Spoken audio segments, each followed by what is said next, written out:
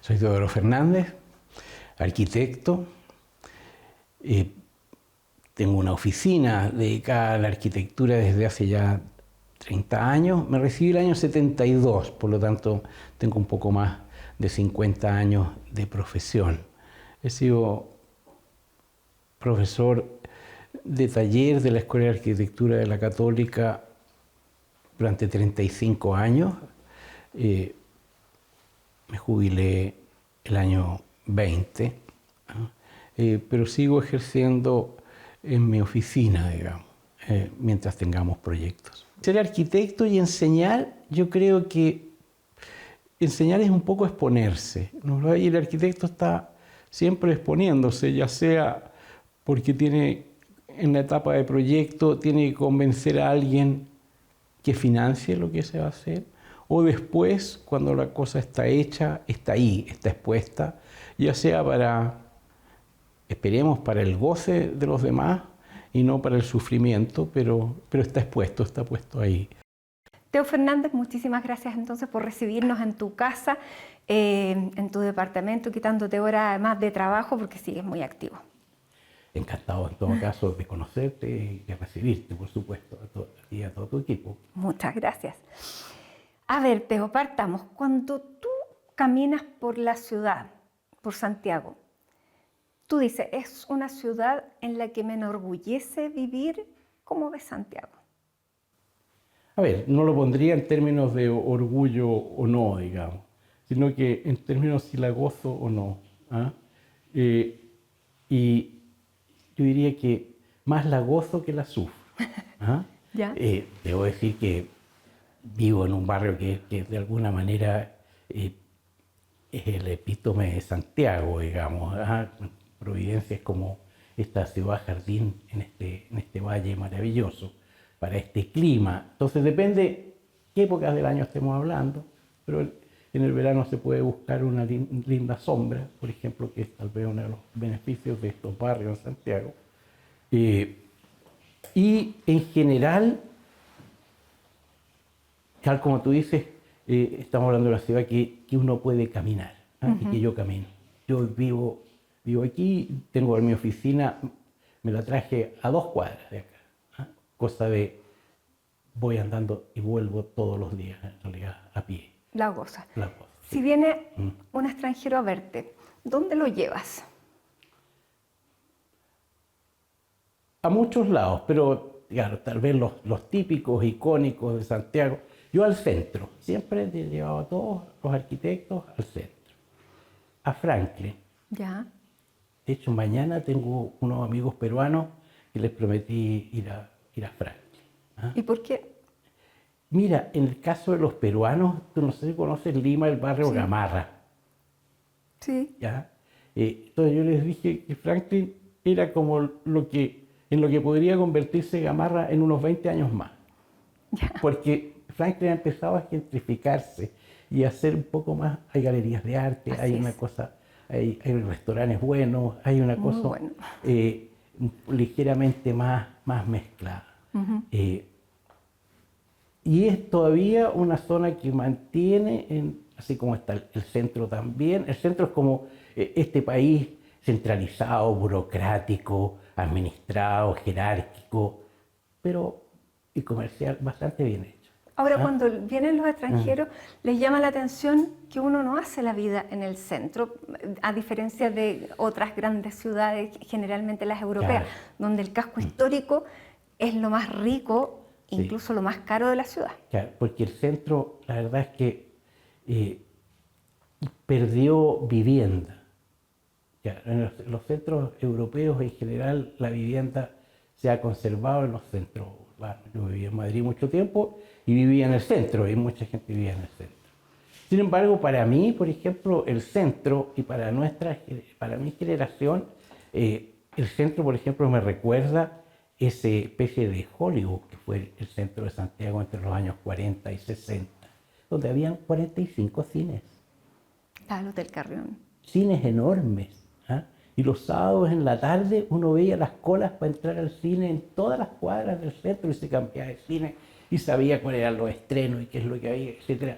Entonces había una mezcla entre el cine como arte del siglo XX propiamente tal, y este centro urbano, centro de la ciudad. Ahora era un centro básicamente administrativo y bancario. Porque estas grandes mansiones donde vivía la clase acomodada rica de principios del 1900, eso ya habían desaparecido. Habían desaparecido hace mucho tiempo. Pero es el año 25 en que empieza a transformarse el centro de Santiago en una ciudad relativamente moderna. Aparece el edificio Aristía, se bota el convento de las Agustinas, se bota la Galería San Carlos, aparece la calle Phillips, aparece ese tipo, de hecho se bota la Casa Bulnes para hacer la sede del Banco Chile. Cambia un poco eso. Y por supuesto que aparece también esta ciudad jardín, esta ciudad de Providencia, de Pedro Valdivia, que eran los alrededores. Que eran los alrededores hacia el oriente. Y que cada vez estos alrededores van creciendo más y la ciudad se ha extendido de una manera bien poco armónica, o sea, ya es menos caminable. O sea, por supuesto, porque las distancias, Santiago hoy en día es una ciudad que no es caminable entera. Sin embargo, por ejemplo, cuando éramos adolescentes, caminábamos desde La Reina hasta el centro. ¿Sí? Yo diría que cuesta abajo.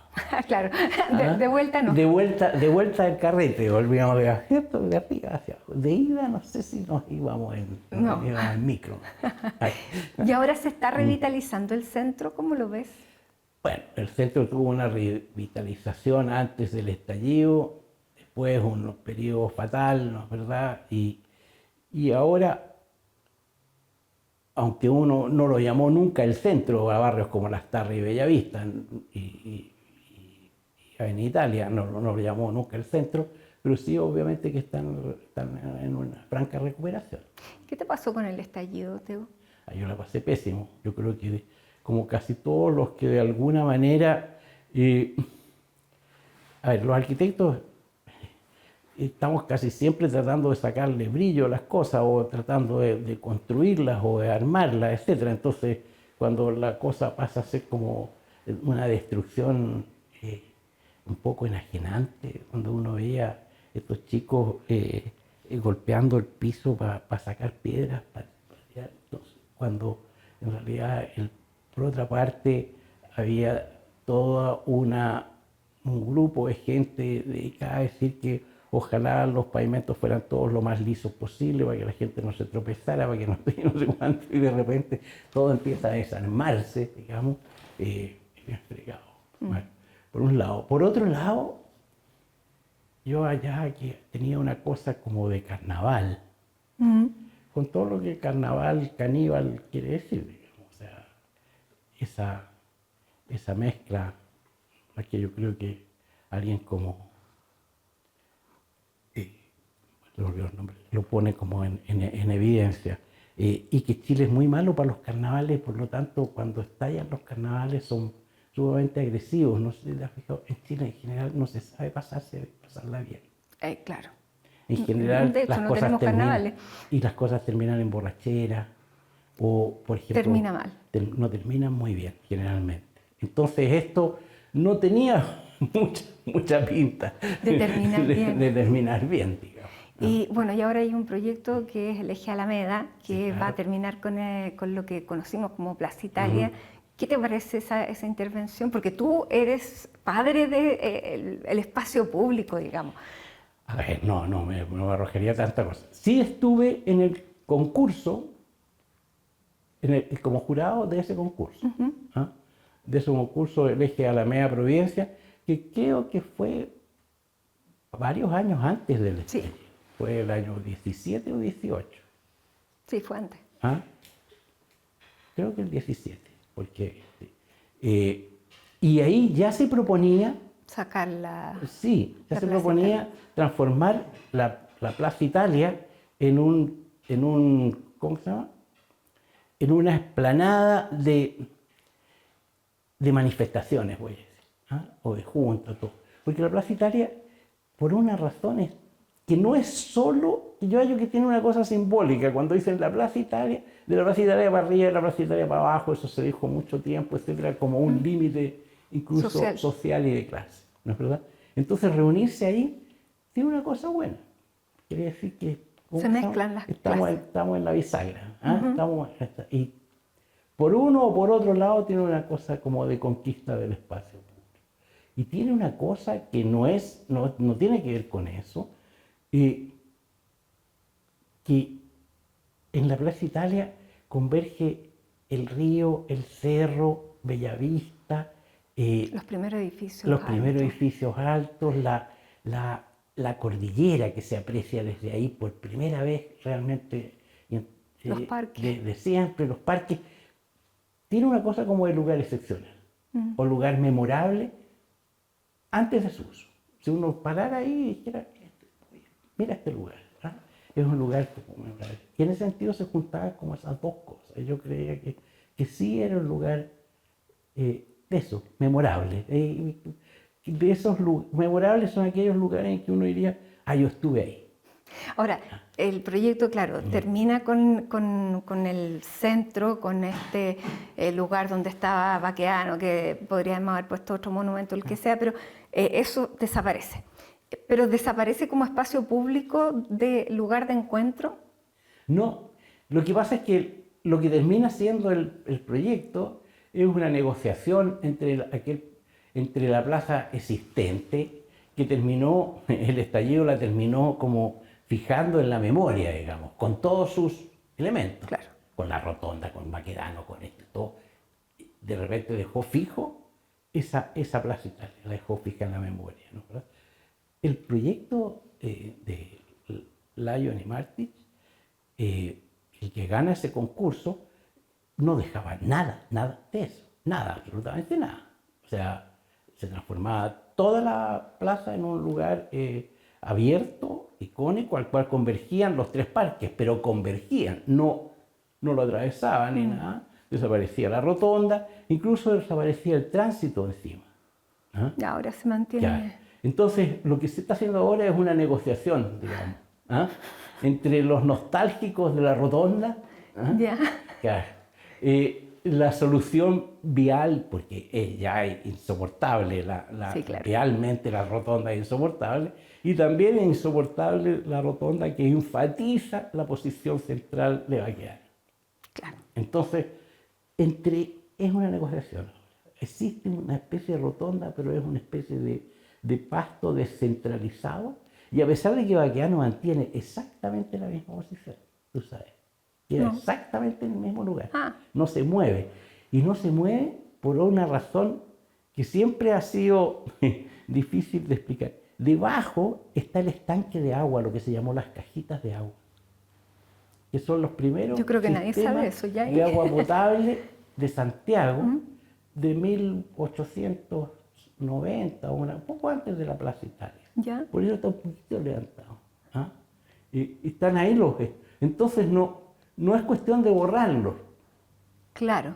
A ver, todo es cuestión de borrarlo. En Chile Se ha podría borrado, poner un en Chile puentecito y se borra, se ha claro. borrado todo, etc. Entonces, Baqueano mantiene exactamente la misma posición. Lo que pasa es que como la calle pasa totalmente hacia el sur, ya no le Casi da que la no se vuelta, nota, claro. ya no da la impresión de que lo hubieran movido, pero no lo ha movido.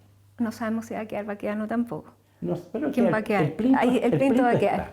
Ahora, Teo, tú tienes varias particularidades, porque ya estamos hablando con el arquitecto, pero el arquitecto, antes de ser arquitecto, tiene cosas que te han marcado y te han puesto un sello. Primero, naciste en España, en San Sebastián. Sí. Eres hijo de inmigrantes. Sí. Eres hermano de un gemelo. Sí. Y yo creo que todas esas cosas construyen una personalidad especial. ¿Cómo te marcó a ti toda esa mezcla? A ver, quiero que te lo decía antes, el tema de todas esas particularidades, mira, es lo mismo que yo les digo de repente a mis alumnos, les digo, mira, ustedes creen que Chile, Santiago, etcétera, que todo el mundo es así, porque viven en Chile, entonces creen que los veranos son calurosos, los inviernos son fríos y lluviosos, que la cordillera está siempre presente, etcétera, etcétera, de un montón de cosas, que hay un clima súper agradable, etcétera. No, esto es una pequeña isla en el mundo, es una pequeña isla en América, es el único pedacito de 500 kilómetros de clima mediterráneo, no sé qué, pegado a la cordillera, con el mar al otro lado. Pero uno cree que vive en un lugar común y corriente, con todas esas particularidades que tú has dicho. Nací en España, somos hijos migrantes, tengo hermanos gemelos, etc. Era tu normalidad. Era mi normalidad, exactamente. Era mi normalidad. Pero después te fuiste dando cuenta que no era. Exactamente. Después pasa un tiempo y uno se da cuenta que no era. También piensa en cómo sus padres, sobre todo mi madre, viniendo de un, yo voy a decir, de un entorno privilegiado, tanto física, urbana y socialmente. Más, yo sé que mi madre lloraba porque era la primera vez que veía niños descalzos, por ejemplo. Claro. ¿Ah? Ellos venían de San Sebastián, Claro, ella es vasca. Claro, sí, Era vasca. claro, una ciudad no fueron muy nostálgicos, nunca dijeron ni mostraron ningún arrepentimiento. Para nada. En un tiempo en que ahora uno viaja, Va y viene. va y viene, etc. Mis padres fueron una vez a España, en los 50 años que vivieron en Chile. O sea, no se podía viajar, no se viajaba, los viajes eran carísimos, etc. Entonces, pero sí hablaban de San Sebastián como ciudad. Entonces eso, de alguna manera, yo creo que nos influyó a nuestros hermanos. De que había algo Aquí había algo en distinto. la cosa de la urbanidad, de la construcción un poco de la ciudad o lo que sea, que tenía cierta relación con el desarrollo personal y social. Con mi hermano gemelo jugábamos, o sea, bueno, yo siempre tuve un compañero de juego, en el sentido, casi no necesitábamos la patota del barrio, a pesar de que siempre jugábamos entre todos, etc. Y de hecho, nosotros teníamos en una casa en Ñuñoa, donde vivimos siempre, por lo demás, nuestros papás nos dieron un rincón atrás y nos dijeron, ese rincón es para que ustedes hagan lo que es. Y entonces le pedíamos cosas, maderas, serruchos, cosas, y empezábamos a hacer, y durante varios años, siendo bien chicos, construíamos unas ciudades. O sea, esto siempre estuvo presente. Sí. O sea, Y siempre los fuiste dos arquitecto. queríamos hacer, sí. ¿Y tu hermano?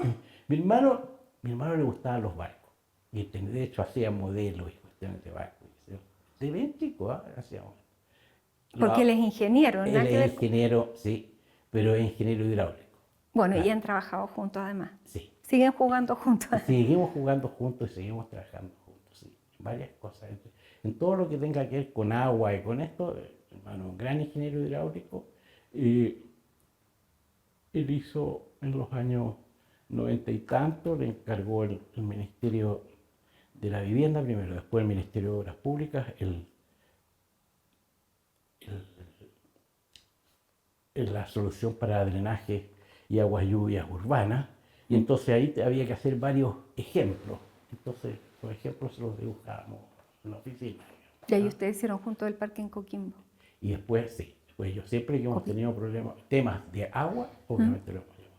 Ahora, Teo, ¿tú siempre quisiste ser arquitecto? Sí, era como una cosa que lo tenía súper claro. ¿Ya? Y mis hermanos ingenieros, sí. Ya, y a ti esta cosa de ser arquitecto partiste en la escuela, porque antes había tres escuelas, dos. Sí, claro. La Católica, la Chile y después la de Valparaíso. Para eso, sí. Y después, sí, exactamente. Mira, yo siempre quería ser arquitecto, entonces mi padre me decía siempre, a ver, ¿por qué no estudias ingeniería igual que tus hermanos y después te dedicas a arquitectura? Porque lo encontraba medio artista esto. Lo encontraba, tenía razón, decía, mira, somos una familia que somos los tres que somos, digamos, los cuatro, los cinco que somos. No tenemos una gran red social, ni mucho menos. ¿Quién te va a encargar? Ah, ¿Qué vas a hacer? ¿Vas a meterte a trabajar en una municipalidad y no sé qué? Etcétera? No, estudia ingeniería y después te digo. Yo porfié. Dije, quiero arquitectura. No Pero- sé por qué. Sí. Poco antes, en ese tiempo, quinto, sexto, humanidades, con unos compañeros de curso y el colegio lo incentivaba. Yo estudié en los Escolapios desde el Panamericano, en la calle Carmen, incentivaba que fuéramos a las escuelas donde queríamos estudiar. Y yo fui a la Chile, que en ese tiempo estaba en Cerrillo, ¿ah? Cerrillo. A la Católica del Paraíso no fui, y fui Los contadores. a lo contador, que se había cambiado, esto era el año 64, se había cambiado el año 60, o sea, Era nuevo. pero entrar a esa casa fue como mágico. Yo no conocía ninguna casa así, ninguna hacienda. Ya, entonces no había por dónde Claro. perderse, te conquistó. Claro, eso fue como mágico. Y entré, me acuerdo, éramos 2 o 3, no éramos más, a, a lo que ahora se llama el túnel. Yo en ese tiempo no sabía ni cómo se llamaba, donde había un examen. Entonces había unos estudiantes de corbata y terno, por supuesto, exponiendo, y los profesores también de corbata y terno, una comisión hablando. Bueno, porque temido túnel, porque en el túnel, y yo no sé si hasta ahora es el lugar donde se hacen los exámenes de taller, que es temido. Se hacen en más lugares, pero ese es el lugar icónico. Lugar digamos, icónico, sí. Y me pareció pero fascinante esta cosa. No supe ni de qué hablar ni de qué no hablar, pero sí encontraba que los dibujos eran sensacionales, no sé qué, etcétera. Decía, pues, no vamos a ser capaces de hacer eso, etcétera. Y decidí que iba a ser en la Católica. Ahora, en ese tiempo se daba bachillerato, había que juntar puntos, no sé qué, etcétera. Ya, Entraste. sí. ¿Y cómo fue? Porque tú estudiaste ya a fines de los 60, te titulaste el 72. Sí. ¿Cómo era ejercer en esa época, Teo? Porque estaba en la mitad de la Unidad Popular, después viene el golpe. Ejercer en dictadura, ¿cómo fue? A ver, mira, podríamos partir antes. Yo entré en el 65. El 67 fue la reforma universitaria. El 72 la escuela se divide en 3 escuelas, digamos. ¿Ah? El 70 se divide en 3 escuelas, junto con el tiempo de la Unidad Popular. Era bastante movido. ¿Ah? Cuando egresamos el 72,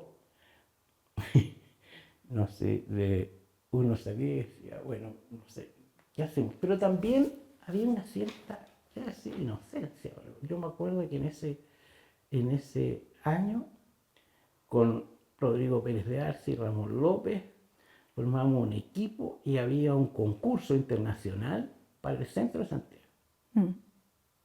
Patuamente dijimos, Postularon. claro, vamos a trabajar en esto, que es más entretenido.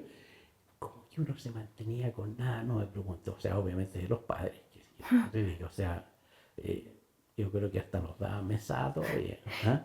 O trabajábamos, yo trabajaba en la oficina de don Mario, como etc. Y con unos sueldos tan miserables como la vida que me llegaba. Ahora, pero después, claro, pero había que seguir, pues eso fue el principio, pero Ya. después viene el golpe. ¿Qué arquitectura se hacía en esa época?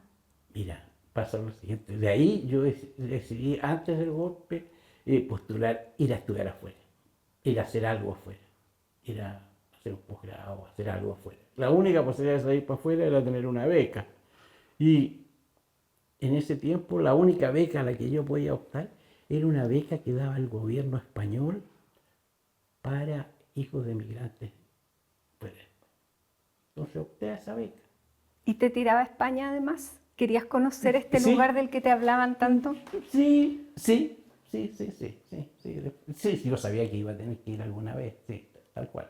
Pero sí, y ¿sabes qué? Me interesaban varios arquitectos españoles en ese tiempo. Bueno, sí. A ver, ¿Quién te gustaba? ¿Cuáles eran los por referentes? ejemplo, de la Sota o Sáenz de Oiza. Y Peñaganchegui en el País Vasco. Los conocía por revistas. Visto y me parecían interesantes. Uno, en Chile teníamos una inocencia, pero increíble. Y, a ver, habíamos tenido profesores como Horacio Borghiresi, que había trabajado con Wright. Ubicábamos no me acuerdo ahora el nombre, pero se me dan un nombre, a otros que habían trabajado con Corbusier. a otro que no sé qué. Entonces uno salía y decía, no, yo voy a ir a trabajar, voy a tocar. Con Le Corbusier. Claro. Voy ahí.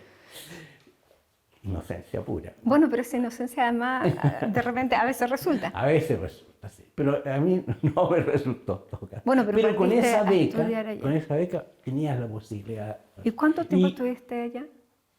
Porque esa beca me la dieron para salir de acá en septiembre del 73. No te puedo creer. Claro. Entonces no pude irme. Y la postergué para el próximo para el siguiente. Año siguiente. Y me fui en septiembre del 74, ¿Hasta? hasta el año 82. ¿Cuánto Venía tiempo llegando. estuviste allá en España y cómo te marcó también eso? A ver, estuve 8 años completos. Los primeros años estuve en un posgrado en Madrid, en la Escuela Técnica Superior de Madrid, la Escuela de Arquitectura, y conocí, claro, era un posgrado, en ese sentido no era un lugar donde se hicieran proyectos, pero sí se estudiaba y se leía mucho más de todo lo que habíamos leído nunca. Acá en Chile. En Chile la arquitectura en general era súper directa, era de observación directa a lo real y de ahí pasar directamente al proyecto. Incluso había una especie de broma que se hacía entre los estudiantes en la escuela, por ejemplo, cuando tú ibas saliendo de la biblioteca y ahí iba a no sé qué cosa, etcétera, y había alguien que decía, copiando, ¿ah? Copiando, claro. Así como ¿ah?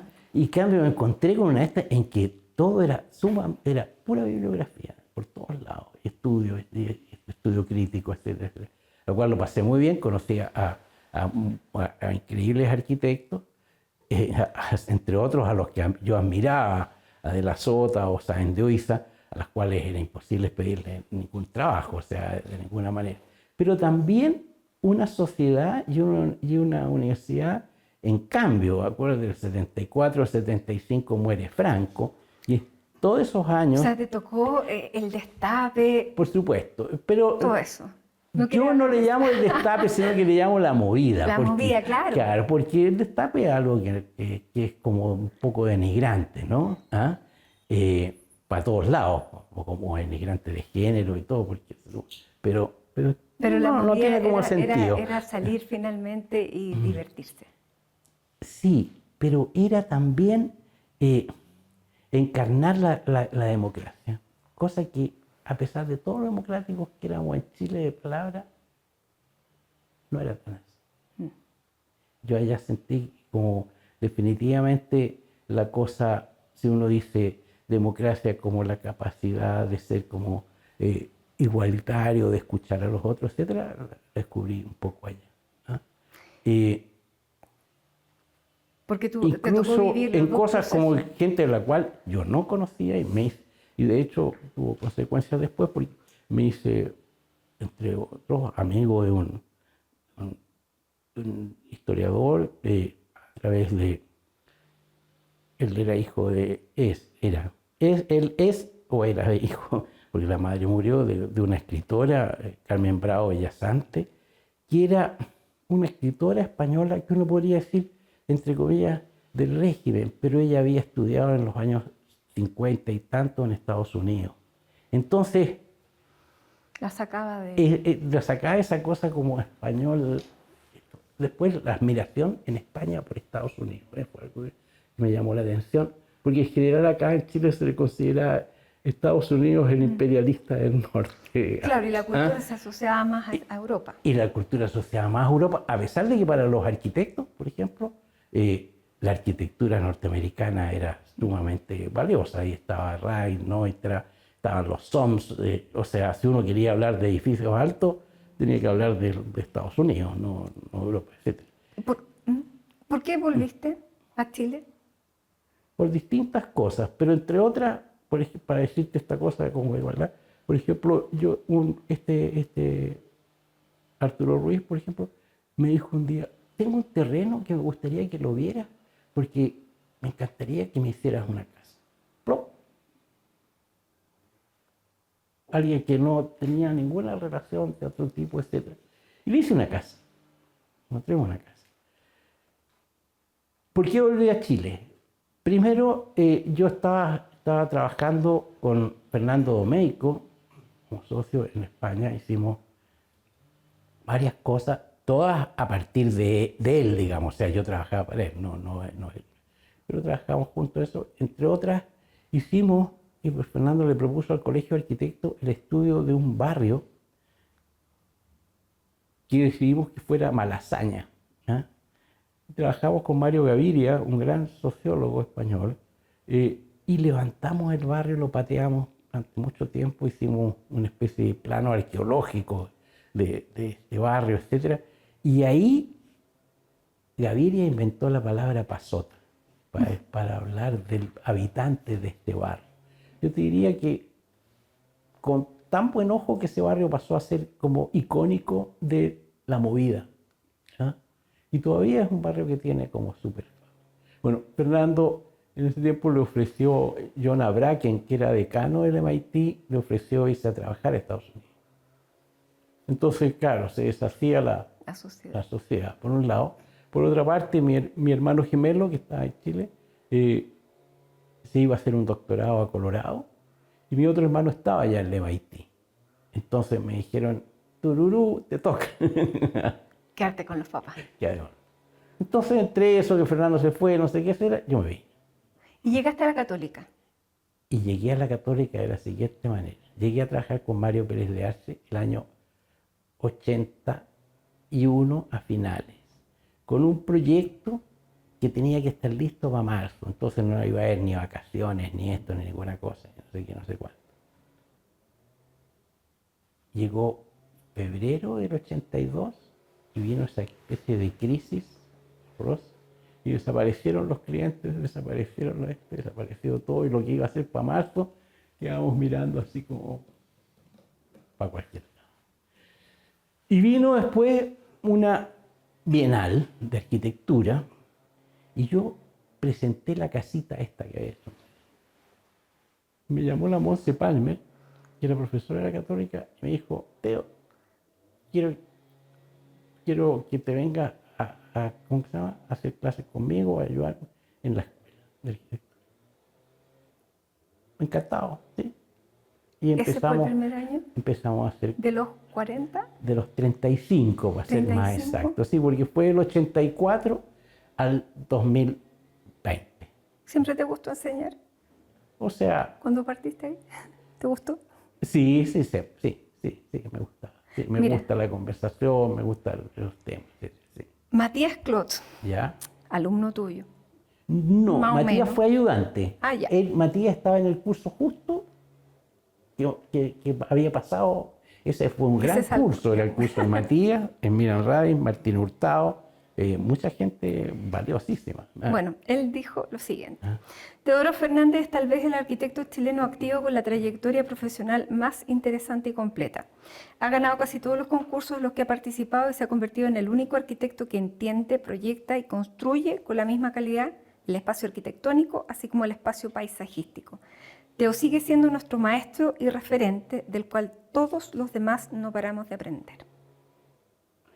Pero con esas mismas palabras no conocía la cita. Tal cual, te la voy a mandar. Bueno, emocionante que un alumno piense así de eso. Bueno, y él ahí tiene varios elementos. Habla de que tú eras un constructor de espacios, pero además de paisaje. Y lo segundo, que ha ganado casi todos los concursos en los que ha participado. Y yo sé que a ti te gusta mucho participar en concursos. ¿Por qué? A ver, mira, no es fácil para los arquitectos tener clientes. Uno no anda por la calle y le andan ofreciendo, oye, necesito un edificio o necesito una casa. Los primeros clientes son los padres, los hermanos, los amigos, ¿no es verdad?, a los cuales saben o tienen confianza en que no van a perder la poca plata que tienen, claro, o no van a hacer el ridículo, etc. La gente está muy fijada en esas cosas. Y por supuesto que mucho menos que ande alguien diciendo, oye, yo quiero un parque. o yo quiero un edificio, no sé qué. Entonces, esos son generalmente organismos públicos o instituciones que hacen concursos. Entonces, si uno cree que puede decir algo, porque no solo para responder a las bases, sino que puede decir algo, hacer algún aporte. Entonces, sí, los concursos, por supuesto que tienen un gran interés, te provocan a trabajar en ciertas cosas. Bueno, y además tiene una validación que el encargo no, entonces tú puedes hacer el proyecto original y no el por encargo que a lo mejor al cliente se le van ocurriendo cosas, se pone creativo y... Por supuesto, pero el cliente lo que más le aterra es no ser validado por sus pares. El cliente. El cliente, claro, el cliente cuando se hace una casa, eso lo único que quiere es que los amigos, ese yo, digan, oye, le pregunten, ¿y quién fue tu arquitecto? Y no que al revés, que diga, se hizo no sé qué cosa, no sé, es bien, es muy delicado la cosa, porque es muy personal, claro. Una casa, una esto, etc. El cliente entonces tiene esa compulsión por lo que dicen los demás más que... Sí, claro, o incluso por sus propias opiniones. Voy a decir con eso, es el encargo típico que es la vivienda, ¿no es verdad? En la vivienda también hay un padre de familia o un hombre y una mujer, hay un matrimonio, también hay opiniones. Ya, ahí hay que entrar a mediar además en el matrimonio. Claro, sí, eso es complejo. No es, Oye, Teo, en cambio, en las instituciones, sí. Claro, uno ve el jurado y dice, sí, este jurado, claro, más o menos nos conocemos entre los arquitectos, las opiniones, las cosas, etc. Entonces, vamos a ver. Y ahí partimos con un concurso que fue la Estación Mapocho. Que fue el primer concurso... Estamos hablando del año 90 y... Estamos hablando del 91 o 92. ¿Sí? 91, porque después vino lo de los 500 años, el 92, etcétera, que estaban relacionados. Que fue el primer... No habían concursos de edificios públicos, a excepción de lo que fue el concurso del Congreso en Valparaíso. ¿Ah? Este era el primer concurso como en democracia, que tenía varias cosas. O sea, primero se trataba de un edificio patrimonial, es decir, preguntarse qué va a pasar con nuestro patrimonio tan terremoteado. ¿Ah? De hecho, la Estación Mapocho era uno de los problemas, que no se sabía si era mejor botarla o qué pasaba con ella. Después se decide hacer de él un programa cultural, digamos. También otro esto para checklist, ¿no? ¿Verdad? Pucha, ya, no hay nada cultural que sea, etc. Entonces, formamos un equipo nuevamente con compañeros como Rodrigo Pérez de Arce, Ramón López y esta vez Montserrat Palmer. Trabajamos juntos y nos metimos en el concurso. Ahora, en el concurso hicimos una maqueta fantástica y bueno, los planos y todo, pero nuestra propuesta, en realidad, una vez que terminamos la maqueta y todo, dijimos, qué fregado, porque va a ser bien difícil que el jurado se dé cuenta de que estamos haciendo algo. En el sentido de que pasaba lo siguiente, el edificio estaba en muy, muy malas condiciones, estaba como para caerse, pero estaban pidiendo que la nave, esta gran estructura, fuera cerrada. ¿Ah? Entonces, nosotros hallábamos que ya eso ya era el problema. O sea, ¿cómo cerrar esta gran nave? ¿Cómo afianzar esta estructura? Ese era el problema. Entonces, cuando tú solucionabas eso, te das cuenta que decías, pucha, pero estos gallos no hicieron nada. Quedó igual. Quedó igual, claro. Pero era la idea.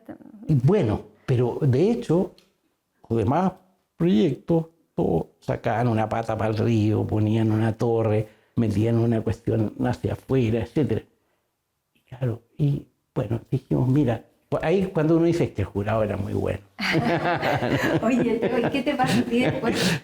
Con todos los años que han pasado, ahí fue una de las reuniones importantes de la PEC. Yo me acuerdo Claro. de que ahí fueron, no sé, Sí. estuvo Putin, tuvo Bush, tuvieron los Claro. grandes. Se transforma en un lugar grandes, icónico, digamos, claro, de alguna y manera. se realizan todas las ferias del Libros, libro. sí. O sea, y tú cuando vas, ¿qué dices?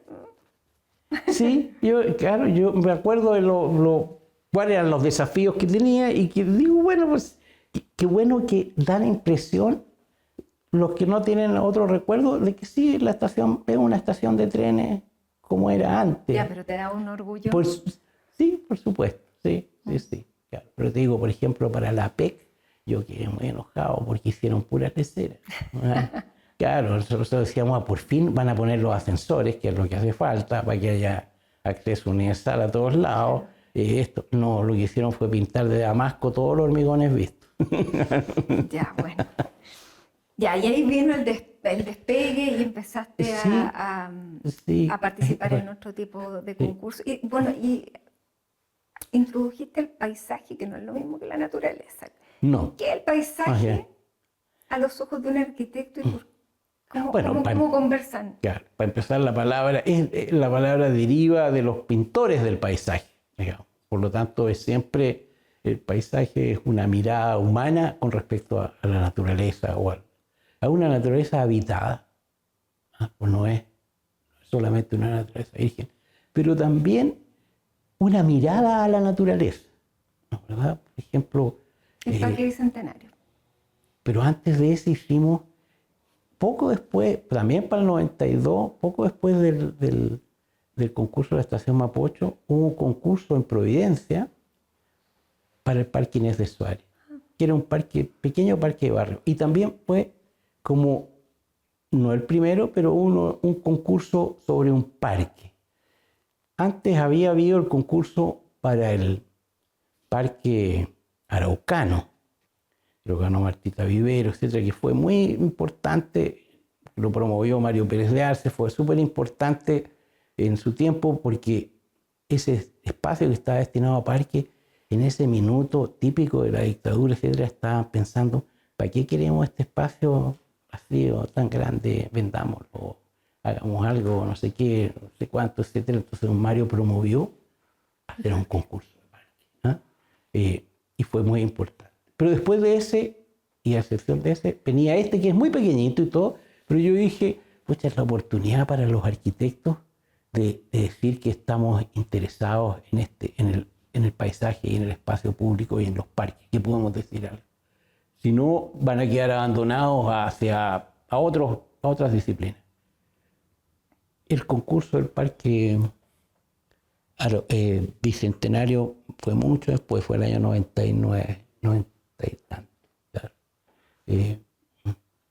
Y fuimos Pero armando. no había nada. No había nada. No había nada, pero eso mismo, a ver. Ese era el lugar donde se inundó para el 83. Claro, porque era un lugar inundable básicamente porque el río nacía ahí mismo, o sea, salía hacia arriba. Pero sí había un gran proyecto, nada menos que Burle Marx, para el Parque Bicentenario, que abarca, claro, cuando Chile le ofrece a las Naciones Unidas la sede para CEPAL, entonces Brasil regala, entre otras cosas, un proyecto para el parque, que abarcaba desde Vespucio hasta donde, pero hasta la CEPAL, incluyendo la calle de la Nueva Costanera, digamos, hasta la Rotonda. Claro, todo eso era pase a ser el parque. Ya, pero quedó hasta ahí, hasta la CEPAL. Claro, quedó hasta la CEPAL, después el mismo Estado dejó la sede para la OIT, después le vendió los terrenos para la ESO. Se fue dividiendo y dejó un terreno para construcción, para esto, que se les vendió a la AFP recién formada. Se les dijo a la AFP, mire, ustedes consíganse la máxima constructibilidad y listo, y aquí financian el resto.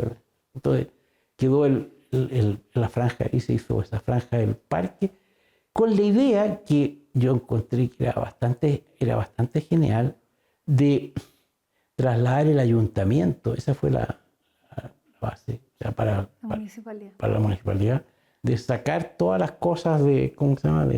Que tenían repartidas por todos lados y hacer el ayuntamiento ahí. Y de hecho hicieron el primer concurso fue para el ayuntamiento, para el municipio, le decimos, ¿verdad?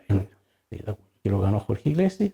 Y después, entonces, igual que el concurso de la CEPAL, llamaron a un concurso para el parque alrededor de y ahí se propuso esta idea de esta Vitacura nueva que podía, eso era el chiste, podía ser un municipio que, a pesar de estar inserto en la mitad de la ciudad, diera la impresión de que no tiene espacio marginal entre la ciudad y la naturaleza, como les pasa a todas las ciudades, ¿verdad? Van creciendo, creciendo, creciendo, y tú, antes de llegar a la naturaleza, tienes una zona marginalizada, por así decirlo. Y aquí se elimina. Claro. Aquí, en cambio, tú pasabas del centro de Vitacura, donde está el ayuntamiento, etcétera, a la naturaleza directamente, ¿verdad? Aprovechando que está el Cerro San Cristóbal. Bueno, y ahora se va a construir formando como barrera. Sí. Y a ti, ya, nuevamente, cuando caminas por ahí, ¿cómo es el ojo de un arquitecto que visita su obra? Porque no todos han tenido esta dedicación por el espacio público, por lo tanto uno no puede recorrer las casas que hizo, porque pero ¿cómo lo ves?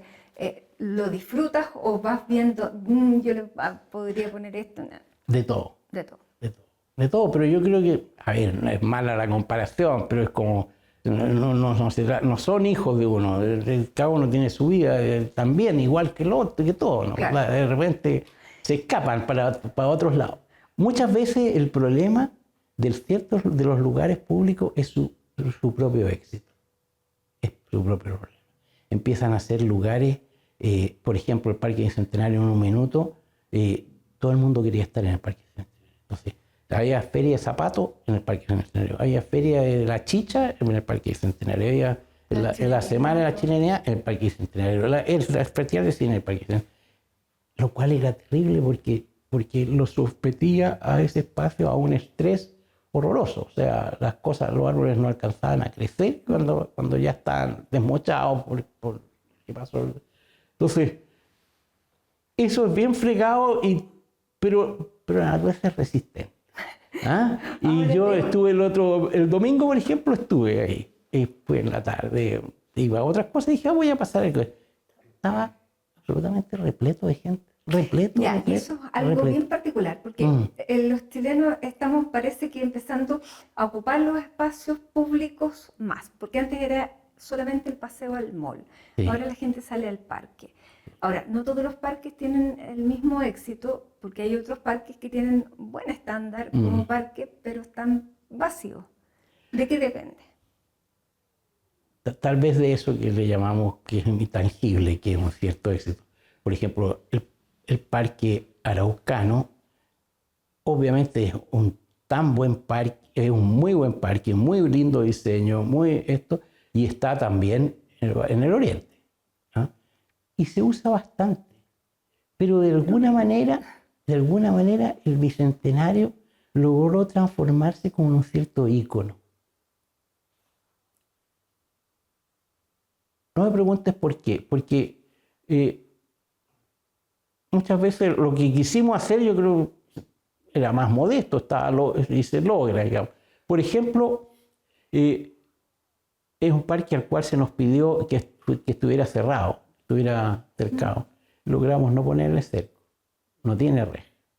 No se puede entrar por cualquier parte, es relativamente controlado.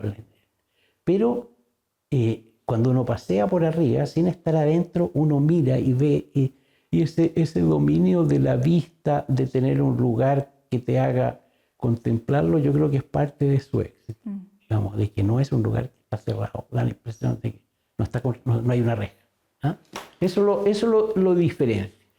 Yo recuerdo que cuando ganamos el concurso, fue muy difícil llevarlo adelante porque todas, y eso nos ha pasado siempre, en Inés de Suárez también, en Chena no, pero aquí pasó, todas las juntas de vecinos de Vitacura se opusieron Al parque. al parque. Todas. ¿Por qué? Porque era un gasto innecesario, porque muchas preguntaron, oye, ¿no era que iba a haber una cancha de golf que iba a estar, ¿cómo se llama?, concesionada? Y entonces alguien lo concesionaba, la mantenía y todo, porque todos los en Vitacura cada uno tiene o pertenece a un club o tiene jardín en su casa, que era absolutamente innecesario tener un parque para los vecinos, etc. Fue una romería o migración con Torrealba, junta de vecinos por junta de vecinos, todas, no. Allí llegó una que al revés, que era la gente de Espos. Dijo, sí, pues fantástico, todo. Y yo defendía la cosa siguiente, bien raro lo que voy a decir. En Chile, si tú partes con cualquier cosa y quieres tener eso, tienes que ser aceptado de arriba abajo. Lo que se hace en Santiago, se hace en todas las provincias. Y a partir un poco de ahí empezó, ya había habido muchas iniciativas de parque. El mismo había promovido Santa Mónica, Garland, La Bandera, varias. Víctor Jara. De la familia. No, esos son todos después. Víctor Jara y las familias son todos justo después. Pero hasta ahí era Santa Mónica, varios así. Y dije, si de alguna manera, porque entonces la gente va a decir, ¿y cómo en Vitacura? Va a empezar a engancharla. Bueno, ya había enganchado. Sí. Ahora, falta que el resto de los parques tenga esa vida y esa... Pero es cuestión de que la gente vaya, pues. Claro, hay que hacer algo para que vaya. Ahora, que sea, claro, porque, no sé, porque si no es decir que la cosa tiene un cierto glamour, pero es bastante transversal, ¿eh? Sí. El parque es súper transversal. Así es. Sí. Ahora, Teo, tu papá no lo alcanzó a ver a lo mejor, pero que te dijera que iba a terminar ahí trabajando en un municipio, no sé qué, al 2014 que ganas el premio nacional. Sí, No, sí, no por desgracia no. Yo cuando me lo dieron yo pensé en ellos, por supuesto, obvio. Claro. ¿Qué significó para ti? Claro. Mira, los premios uno no, ni se los merece ni nada, se agradecen, no hay, se ponen. Claro, de nuevo volviéndolo, significa harto para aquellos que han confiado en ti o te han encargado harto, es el mayor orgullo. No me equivoqué. Y por supuesto, claro, sí, es fantástico. Pasa como a tener una cierta validación, digamos. Sí, claro. Sí. Y personalmente, a lo que has dedicado, porque es tu pasión, tu hobby, tu vida. Claro, lo dedicamos, sí. Pero yo diría que eso es como todos los arquitectos, en realidad. No hay una distinción entre hobby y trabajo. ¿Ves? El gran cuento de, claro, cuando el trabajo ya no es el ganar el pan con el sudor de tu frente solamente, sino que realmente contribuyes a la construcción del mundo. Eso ese es como el pago, ¿no? ¿Verdad? Ese es como el. Bueno, y eso yo creo que pocos lo pueden decir además con tanta propiedad, es la trascendencia también de uno. Sí, claro, se supone, sí, claro, hay que, sí, las cosas, claro. ¿Piensas en eso? No, fíjate. No, porque sigues trabajando además. Ahora... porque no sé, no sabe qué pasa después en la historia, digamos, las cosas, claro. Ya, pero es una pasión que mantienes. Sí. Tú hoy día tienes 77. Para los estándares de trabajo te deberían haber jubilado hace rato. Mira, me jubilé de la escuela cuando el 20, o sea, hace 5 años, claro, con 70 y tanto. Ya no estiré, no pude, porque a los 65 uno se jubila. En la universidad, claro, sí. Claro, pero estiré hasta el 70. Después del 70 es una cosa, pasa a ser una cosa rara durante 2 años, pero como justo coincidió con el estallido, Con la pandemia. con la pandemia, no sé qué. Las clases online. Claro, sí. No, las clases online no las resistí. No las resistí. No. Porque hacer taller o estar en la universidad, etcétera, consiste en poder conversar cara a cara, etcétera. No en un sistema programado, ahora hablas tú, después hablas tú, después. Ya, se nos está acabando el tiempo, pero ¿cómo ves entonces la inteligencia artificial? Con terror. ¿Eres de los que está No, la verdad es que, mira, justo, ¿cuándo fue? Debe haber sido el 20, debe ser, con mi hermano Bonifaz, hicimos un workshop, yo le dije, hagamos un workshop con esta cosa de la inteligencia artificial, pero sin saber nada de ella, pero diciéndole, yo le dije, mira, los cabros tienen una capacidad de meterse en las cosas, buscar y burquetear, etcétera, que esta vez les vamos a decir al revés que cuando uno les decía, no, esto no va dibujado en AutoCAD, hay que dibujarlo a mano. No, hay que decirle, oye, hagan todo lo que puedan con inteligencia artificial. Veamos a ver qué sale. Hicimos un proyecto para la Presa Italia. ¿Y qué salió? Horroroso. Ya, lo que una variación. Mira, era una cosa que no había por dónde buscarle, pero yo entiendo, en 5 años es impresionante lo que la cosa ha cambiado. Y ahora yo no la uso porque no tengo la tangibilidad de las cosas. Ya nos acostumbramos al mouse, ¿ah? Que es como una manera de acostumbrarse al dibujo. ¿Te has fijado que cuando tú le pides, en un caso no tengo hijos, pero cuando le pido a los alumnos, a la gente, etcétera, oye, enséñame cómo esta cosa, lo primero que hacen es decirte, pásame el mouse. Y yo ahí te enseño, porque tienen su mano.